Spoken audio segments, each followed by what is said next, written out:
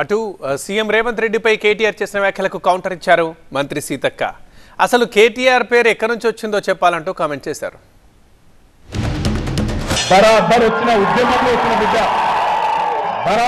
ఉద్యమంలో వచ్చిన నీ లెక్క ఆంధ్రోళ్ళ బూట్లు నాకి వాళ్ళ సంచులు మోసి దొంగ పనులు చేసి రాలే. నేను రాజకీయాల్లో బరాబర్ వచ్చిన 5 సార్లు ఎమ్మెల్యే గెలిచిన, ఒకసారి కాదు 5 సార్లు ఎమ్మెల్యే గెలిచిన. నీ లెక్క రాంగ్ రూట్లో రాలే.